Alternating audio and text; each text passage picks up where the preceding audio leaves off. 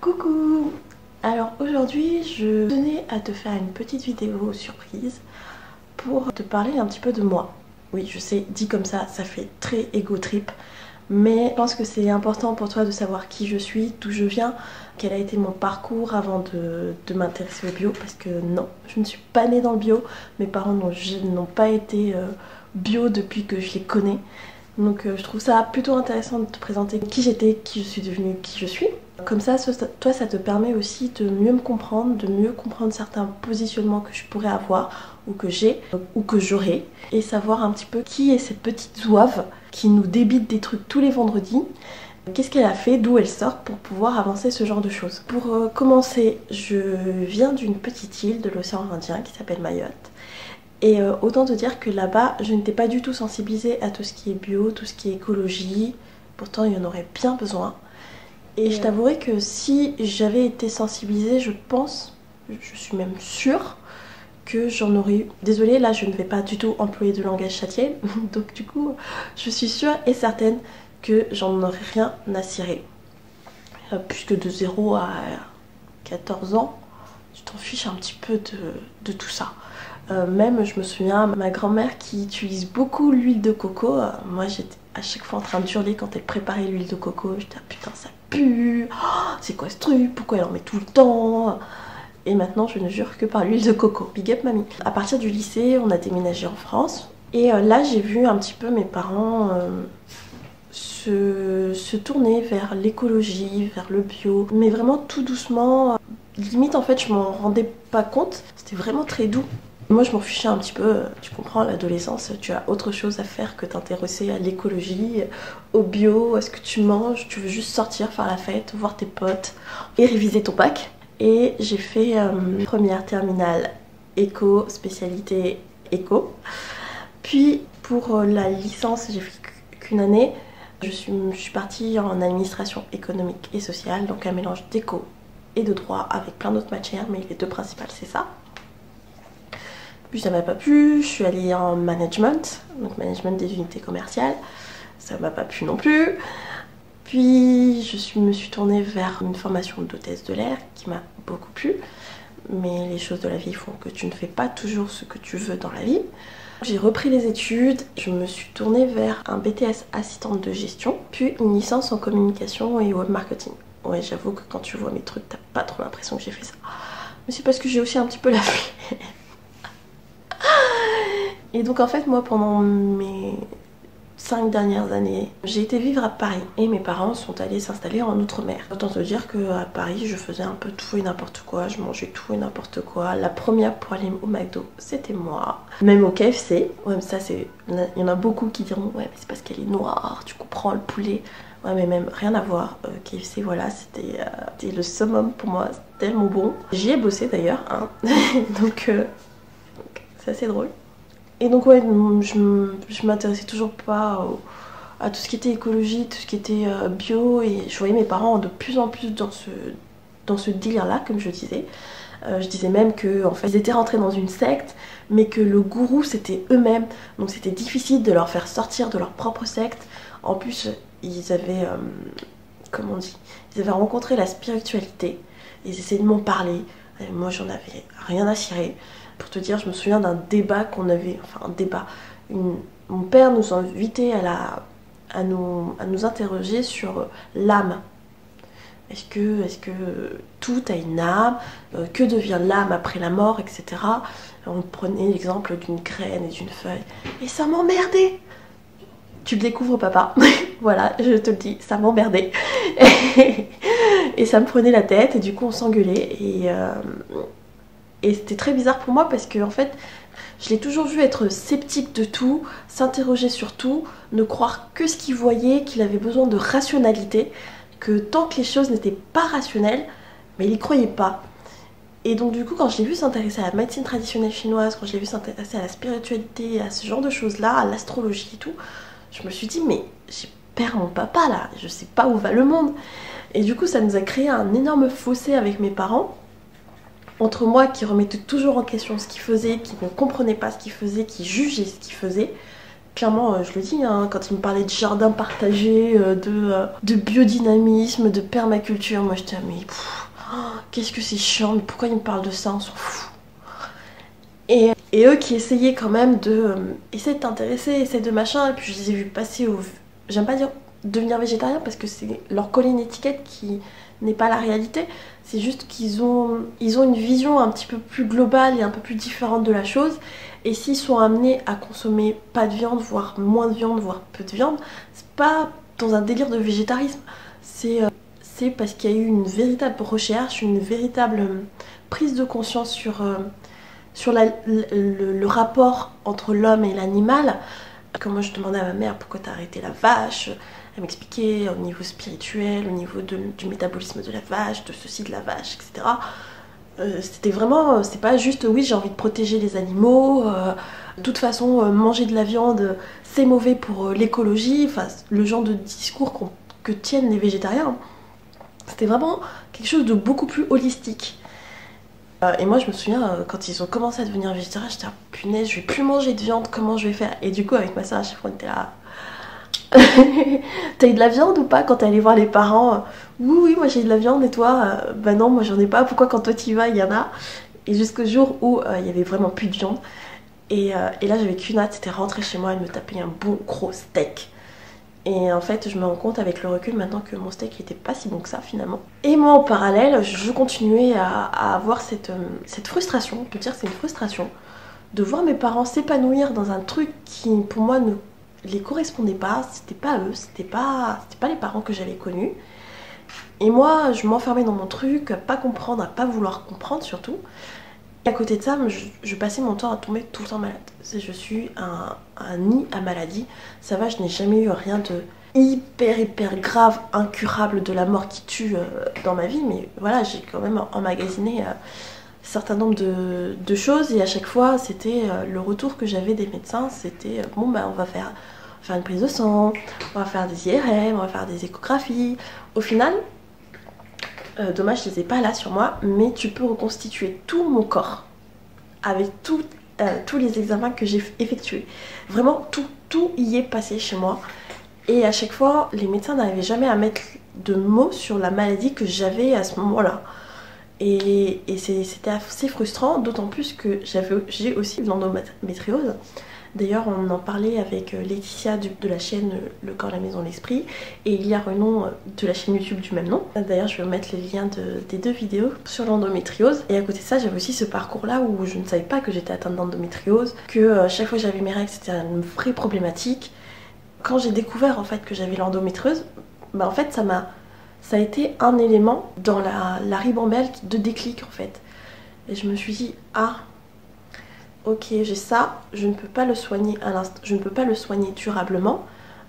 Qu'est-ce que je peux faire pour moi pouvoir vivre avec ça? Quelles sont les solutions à m'apporter pour moi pouvoir vivre avec ça?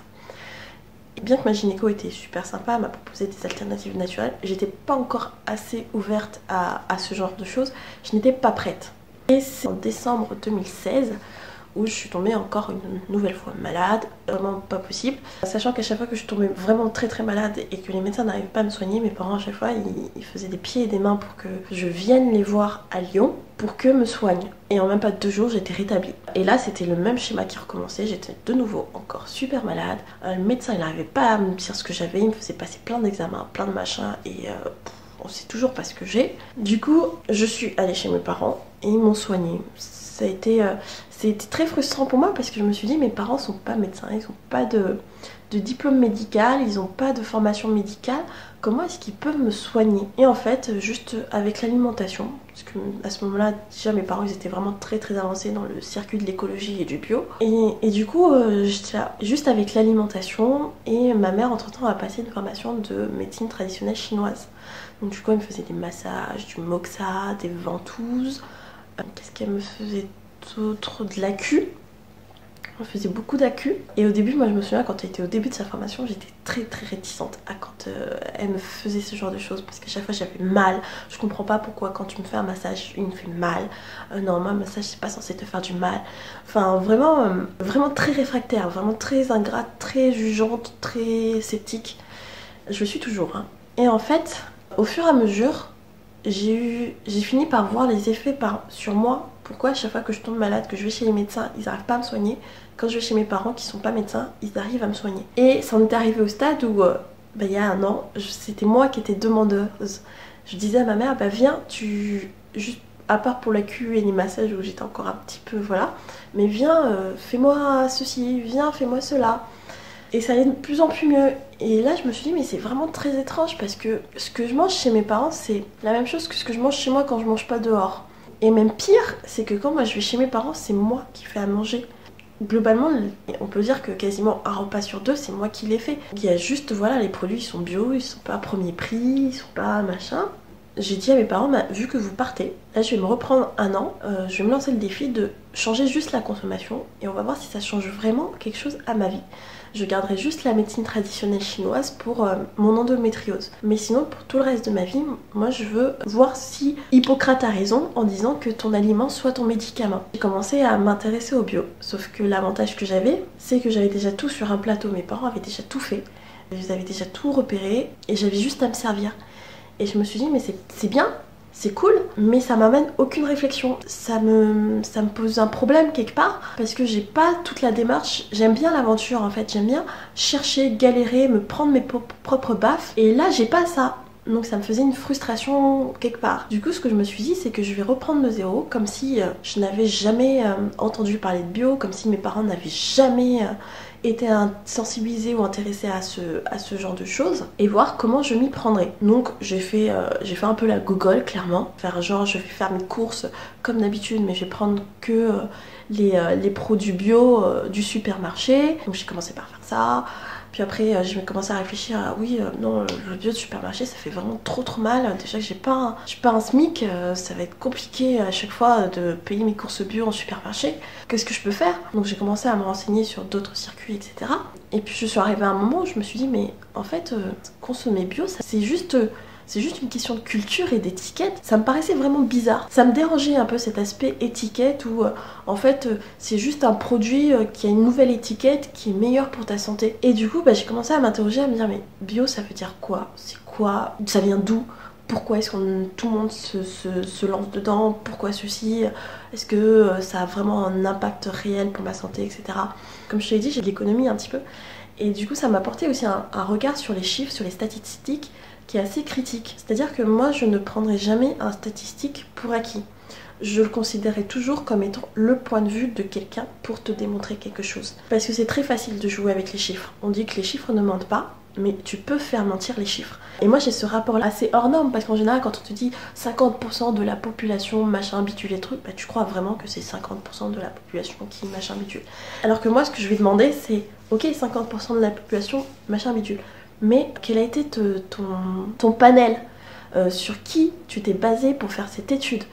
Quels sont leurs critères? À quel moment de la journée? Quelles ont été les questions? Comment elles ont été formulées? Qui a commandé cette étude? Qui a mené cette étude? Tu vois, donc tout un tas de questionnements qui font que j'ai tendance à remettre énormément en question les chiffres et je préfère l'expérience, le vécu à des statistiques. C'est pour ça que tu ne trouveras pas beaucoup de statistiques quand je t'avancerai des faits. Ça sera surtout un retour d'expérience. Donc du coup, moi je me suis intéressée à ça et je me suis dit c'est dommage, j'accumule beaucoup de connaissances et à côté de ça, je pars dans une optique où genre je n'ai jamais entendu parler de bio. Comment ils font les gens qui n'ont pas entendu et c'est quoi les raisonnements, c'est quoi la réflexion, quelles sont les étapes. Et de là j'ai eu l'idée du blog. Pour te dire, il s'est même pas passé 3 mois entre tout ça. Moi je suis quelqu'un qui cogite énormément et du coup j'ai eu l'idée du blog mais juste pour délirer où je racontais un petit peu ce que j'avais expérimenté, combien ça m'avait coûté, est-ce que je me sentais mieux, etc. machin. Et au début j'osais pas en parler, j'ose toujours pas, c'est encore un peu compliqué pour moi d'en parler parce que le fait de devoir me mettre en avant comme ça c'est assez dur, et même sur YouTube, vous vous rendez pas compte mais pour moi c'est un vrai exercice. Et quand je vois les retours aujourd'hui je me dis waouh, c'est pas mes potes ça. C'est clairement autre chose que mes potes et j'y ai pris goût à vous transmettre les choses, à véhiculer certains messages tout en ayant à cœur de vous dire faites attention, ne prenez jamais ce que je vous dis pour acquis, pour agent comptant. Je ne détiens pas la vérité absolue, je ne détiens pas la vérité générale, je ne suis pas omnisciente. Donc tout ce que je vous apporterai c'est un point de vue une façon de voir les choses. Ce sera ma façon pour que vous ayez plusieurs points de vue et pouvoir vous forger votre propre opinion. Parce que ça, c'est le principal. De même, je ne chercherai jamais à convaincre quelqu'un de s'intéresser au bio, etc. J'encaisse les moqueries, je ne dis jamais rien. Quand je ne suis pas chez moi, je n'embête personne. Je ne demande pas à ce qu'on aille absolument dans un restaurant bio, qu'on aille absolument dans un truc local, absolument machin. Que quand je vais chez les gens, absolument qui me cuisinent d'une certaine façon, que ce soit bio, etc. Là-dessus, je suis très, très conciliante parce que j'ai vu avec moi ce que ça pouvait apporter d'essayer de convaincre les gens. Ça ne mène à rien. Et que c'est justement par leur propre expérience qu'ils s'intéressent aux choses. J'ai pas envie que si jamais je les encourage, ils croient que c'est parce qu'ils se sont intéressés à un truc qui m'intéresse que je trouve ça génial. Et en fait, toute ma démarche bio, elle part de là. C'est pour ça que je dis que je suis une meuf bio en carton. C'est pas parce que je suis particulièrement sensibilisée à l'écologie, particulièrement sensibilisée au bio, etc. C'est parce que j'y vois un intérêt. Et de cet intérêt, ça a l'avantage que ça va pour le bien général. C'est-à-dire qu'aujourd'hui, si je m'intéresse au zéro déchet, c'est pas parce que je suis sensibilisée à la planète, etc., aux besoins de la planète, machin, que je me dis pour mes futurs enfants que je n'aurai peut-être pas. Dans quel état je vais laisser la terre? Est-ce que demain tout le monde aura mangé? C'est pas, à la base, c'est pas du tout parti de ça. Et je pense que c'est aussi pour ça que j'ai réussi à durer dans ma démarche. Je me suis dit, bah, j'ai pas envie de descendre les poubelles, ça me saoule. Qu'est-ce que je peux faire concrètement qui m'emmène à avoir le moins de déchets possible dans ma maison? Parce que clairement, j'ai la flemme de descendre les poubelles. Et juste ça, je me rends compte qu'en fait, bah, si c'est utile de d'abord penser à soi avant de penser à tout le monde, parce qu'en te faisant du bien à toi, tu es amené à faire du bien aux autres. Et ça peut être volontairement comme involontairement. Et donc moi, c'est parti de ça, où j'avais besoin de me faire du bien à moi. Et j'ai partagé cette envie de faire du bien. Et du coup, moi, je suis vachement contente quand vous me faites des retours en me disant c'est super utile ce que tu fais. C'est le meilleur compliment que vous puissiez me faire. Parce que j'ai toujours cette peur que ce que je fais ne soit pas utile à quelqu'un, que ce que je raconte c'est de la merde. J'ai un esprit assez critique, un esprit assez sceptique sur beaucoup de choses. Je suis pas non plus la plus critique, la plus sceptique du monde, mais je remets beaucoup de choses en question. Il y a des choses que je te dirai aujourd'hui pour lesquelles je serai convaincue, et plus tard, avec du recul, mais je vais te dire bah non, ce que je t'ai dit à ce moment-là, c'était de la merde. J'ai changé d'avis. Et il faudra pas t'étonner comme à des moments, je prendrai des positions sur le bio qui vont pas forcément plaire, mais c'est pas le but. C'est qu'à ce moment-là, j'ai une réflexion, il s'est passé des choses, je me suis renseignée, j'ai lu, vu, expérimenté des choses qui font qu'à ce moment-là, j'ai cette opinion-là qui me fait me remettre en question. Et je pense que c'est important de tout le temps se remettre en question dans ce qu'on fait, dans les démarches qu'on effectue. Parce que ça permet aussi de se renouveler et de se rendre compte de l'impact qu'on a. Ne prends jamais exemple sur moi, puisque tu n'es pas à l'abri que si tu me croises à Lyon, on se retrouve dans un McDo et tu vas te dire mais attends, mais cette nana, elle cautionne pas Monsanto et qu'elle arrête pas de critiquer les machins, les bidules et tout, mais elle va manger McDo, what the fuck. Déjà je te dis tout de suite, si tu me retrouves à McDo, c'est pas de mon fait, j'ai dit à mes potes allez venez, on va tous au McDo. C'est parce qu'à ce moment-là, j'ai pas eu d'autre choix et que je ne voulais pas imposer mode de vie à quelqu'un. Voilà, c'est des choses dans la vie. Et également, j'ai pas un énorme budget, il y a énormément de choses sur lesquelles je fais des sacrifices. Et il y en a d'autres dans lesquelles je vais un peu plus me lâcher, mais je le fais toujours en pleine conscience. Tu n'es pas à l'abri de me voir boire de l'alcool qui sera pas bio, de faire des choses qui pour toi seront à l'opposé de ce que je prône sur YouTube. Je ne suis pas lisse, je ne suis pas parfaite, j'ai plein d'imperfections, mais j'ai conscience. Je sais que voilà, je vais acheter par exemple une bouteille de vin à 3 euros, bah je vais donner 3 euros. Ah ça me fera chier, mais sur le moment ça comblera un petit plaisir que j'ai besoin de combler à ce moment-là. Parce que j'ai un rapport avec mes plaisirs, mes désirs et mes envies qui est beaucoup plus différent. Et du coup, je peux dire que je suis maîtresse de mon corps et de mes envies. Je ne chercherai jamais à me frustrer. Je refuse la frustration. Parce que je pars du principe que si tu te frustres, tu te crées des nœuds. Et avec ces nœuds-là, ben, en fait, tu casses tout ce que tu as mis en place. Donc je suis quelqu'un qui évite au maximum les frustrations. Aujourd'hui, je ne suis pas nécessairement végétarienne, je ne suis pas carnivore, je suis pas dans une catégorie. C'est-à-dire que je peux passer un mois à être végétarienne, à manger végétarien et pas être végétarienne pour autant. Je peux passer un mois à alterner les différents régimes alimentaires sans m'identifier à un particulier. Si je le fais aujourd'hui, c'est pour d'autres raisons, d'autres convictions que celles qui sont avancées généralement par les gens qui sont dans telle ou telle catégorie. C'est ce que je t'expliquais, c'est que je pensais d'abord à moi avant de penser à tout l'impact que ça avait derrière. C'est-à-dire que si je me suis intéressée à ces régimes alimentaires, c'est parce que ça me revenait moins cher. Voilà. À la base, c'est que ça me coûtait pas cher. Et au passage, ça fait du bien à la planète, ça fait du bien aux animaux, ça fait du bien à l'écologie, ça fait du bien à ce que tu veux. C'est tant mieux, autant continuer. Voilà, aujourd'hui, si j'ai envie de manger un steak, je vais manger un steak. Si j'ai envie de mettre du miel dans les cheveux, je me mettrai du miel dans les cheveux. Bon, après, je le fais pas tout le temps non plus.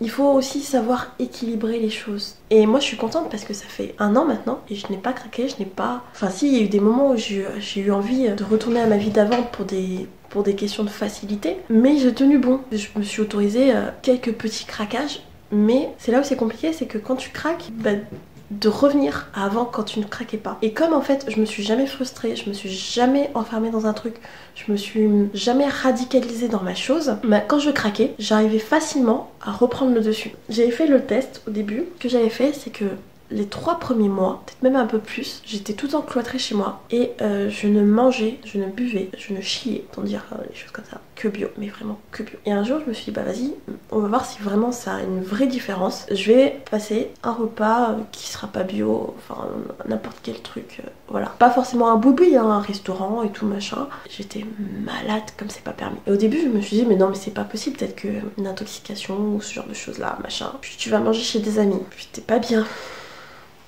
Là tu te dis mais non mais autant le restaurant je peux comprendre une intoxication et tout machin, mais là j'étais chez des amis, j'ai fait à manger plutôt correctement, il y a personne qui est malade à part moi, il y a quelque chose qui... Du coup ça travaille. Puis tu réessayes quand même de remanger chez des amis, de remanger au restaurant, etc. Et ça passe toujours pas. Et là tu dis bah en fait si, je comprends. Je comprends. En effet oui. Le bio a eu un meilleur impact sur moi parce que je suis partie de 100% bio, vraiment, de tout. Hein. Et donc du coup mon corps s'est habitué à un rythme, à un mécanisme, à travailler moins, à savoir où aller chercher l'essentiel. Et là en fait en lui donnant ça, je l'obligeais à travailler plus, à devoir combattre d'autres choses et assimiler d'autres choses qui ne lui correspondaient pas. Et en fait il me faisait passer un message en me disant ça ce n'est pas bon pour toi. Et ça m'a pris du temps en fait à décoder ce message. Et une fois que t'as compris ça, mais toi tu deviens biovore à fond et tu fais que ça. Et moi j'ai décidé de non parce que ça me restreint trop. J'ai décidé de manger que quand je suis chez moi, je mange bio. Je n'embête personne, mais m'autoriser à sortir une fois de temps en temps pour manger autre chose que bio. C'est-à-dire qu'aujourd'hui si je mangeais japonais bio, c'est compliqué. Pendant 3 mois, j'ai fait 100% bio et j'ai eu énormément de frustration aussi derrière. J'avais envie de manger du japonais, mais il fallait que je me le fasse maison et ça me saoulait. Des fois, j'avais pas envie.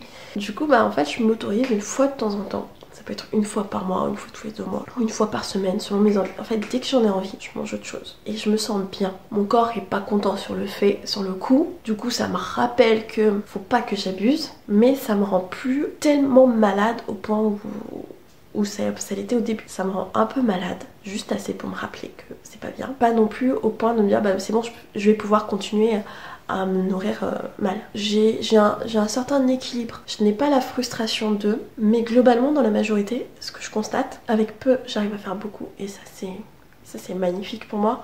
Comme le fait que je sois capable de vivre 1 mois sans débourser un seul centime. Je l'ai fait il me semble pendant plus d'1 mois. Je l'avais fait pendant combien de temps? Mon record ça a été 1 mois je crois. Je sais plus. Parce qu'en fait ça m'arrive tellement souvent de me faire des petits défis comme ça où j'arrête de... Non, si je dis des bêtises, c'était pas 1 mois. Je crois que c'était... Mon record c'est 60 jours. Donc 2 mois. 2 mois sans rien dépenser. Sans forcément aller squatter chez mes potes ou des trucs dans ce genre là. Hein. C'est vraiment, je vis chez moi et pendant 1 mois, je ne débourse rien, mis à part tout ce qui est prélèvement automatique. Bref, donc comme ça en fait, tu comprends un petit peu que j'ai un rapport avec la consommation qui me titille vachement. Le fait d'inciter les gens à la consommation, j'ai rien contre, mais c'est dans la façon de faire, etc. Et je n'ai rien contre une consommation tant que c'est qu'une consomme-action, donc c'est qu'une alter-consommation, donc c'est mieux consommer. Et j'ai pas envie non plus que mon truc soit une usine à fric. Et tu verras, je n'ai pas 10 000 produits, 10 000 choses, parce que je n'aime pas cet intérêt d'avoir un truc pour ceci, un truc pour cela, un truc pour bidule, un truc pour machin.